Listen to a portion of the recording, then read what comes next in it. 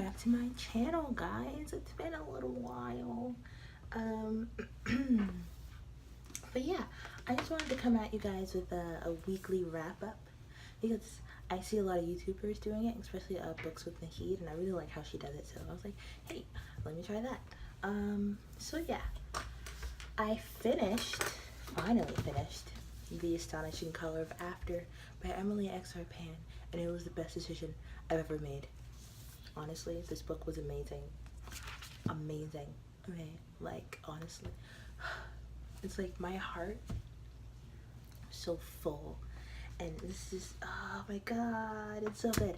Okay, so The Astonishing Color of After is a magical realism novel, and it has aspects of romance, but that's not what the main story is about. Like, it's like here and there, like tiny pieces of it, but it's not really there because it's not the main focus of the novel. But let me just give you a brief synopsis of it, like a brief summary, just so you can kind of know what it's about. So basically, it's about a girl named Lee, and she's about 16 years old. In the beginning of the book, her mother commits suicide, and that just kind of changes everything. And then like the night of, she wakes up and she hears this noise, so she goes outside and she sees this bird, like this giant beautiful red bird, and it's her mother. And so she's convinced that her mother is turned into a bird, and she wants to figure out why. So she ends up going to Thailand to visit her grandparents and to learn more about her mother and her past and how this occurred. And it's so good. It just sends you on a ride. There's lots of grieving. You will grieve along with the characters, you'll laugh with the characters, and it's just like, it's heartbreaking, but it's a good heartbreaking novel. Like, personally, I loved it. I know a lot of people won't really, a lot of people don't really, what am I trying to say? A lot of people most likely will have different thoughts about this book, because, you know, like, everyone's opinion is different. But most of the opinions that I've heard of this novel were really good, and I agree. It's beautiful, it's heartbreaking, and it's grieving. Oh my god, it's so good.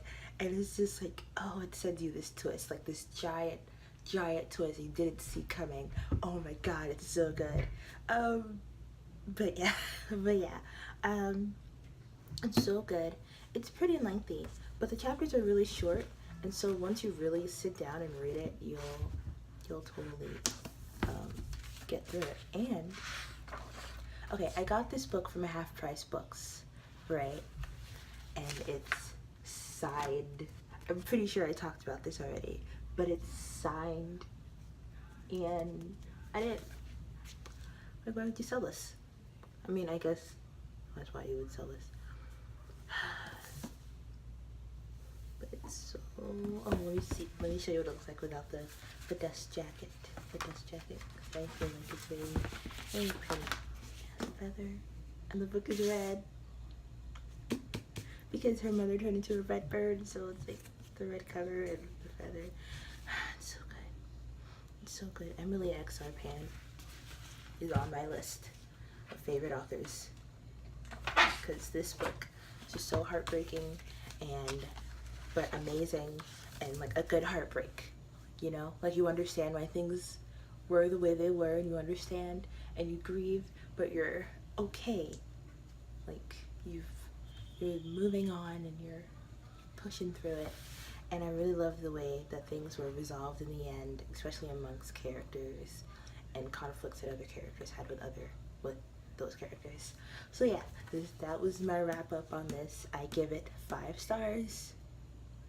5 stars because it's beautifully written. It was very easy to comprehend. I didn't feel like I was being thrown around. Like I didn't feel as if there were many jumps, and I really liked the way that certain things were described to help bring about this world. And it's amazing, and I totally recommend it. Please buy yourself a copy or go to your local library. So yeah, and the book that I'm currently reading is The Brilliant Death by Amy Rose Capetta. This is actually an arc, and I made a joke that arc, because Amy Rose Capetta, arc, but this book comes out in October, and I won it in a raffle for Bookish First. I won it in a raffle, and I was so excited, and it was great. I'm currently on page 98, so I'm on chapter 4. I'm kind of almost in the middle. I'd say like this is about middle-ish, so I'm almost there. I really like how this novel is being set up right now. So just to give you a brief thing, obviously you just slip the paper in here, but a brief thing is about a girl named Theodora de Sangro, and she lives in 19th century Italy, I believe. 19th century? Pretty sure it's 19th century Italy, and she is the daughter, she's basically part of the mafia family, and so it's just like, she has this conflict because she is a strega, which is like, I guess, a witch. Anyway, like, she has magical abilities, but she's kind of always kept it hidden from her family because, you know, they were talked a lot, like, they weren't thought of well, I guess, in a way. So yeah, and so she kept that power secret until there's a certain conflict that had no choice but to bring that power out. And she's dealing with it, and she meets another strega who is actually, I want to say that they don't conform to gender, what is the word? Oh my god. So basically her ability is that she can change form. So she can change to a boy, she can change to a girl, and she can also change into like animals, like a wind, I think. But yeah, it's cool and it's queer friendly. This is gonna be a queer romance, I can already tell you that. Is that the right word to say? I feel like it's not. Tell me if I'm being offensive or not. But I love it, and it's just like there's gonna be a romance booming, and that it's gonna be great. Okay, it says, a lush, sweeping, gender-bending, and endlessly surprising love story. There you go. That's a better way to say it, because I feel like I was being offensive, and I apologize. But yeah, I'm loving this book so far. It comes out in October. I'm probably going to get the copy that comes out in October because there's a map. And this copy doesn't currently have the map. But, so I'm probably going to get the copy as soon as it comes out. So I'm really, really loving this book. And I'll probably do a full review of it when the book comes out. So yeah, there we go. So that's the end of my weekly wrap-up.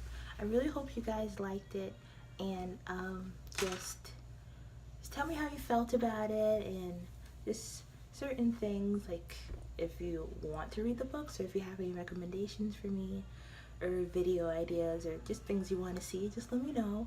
Thanks for watching. I'll talk to you guys later. Bye.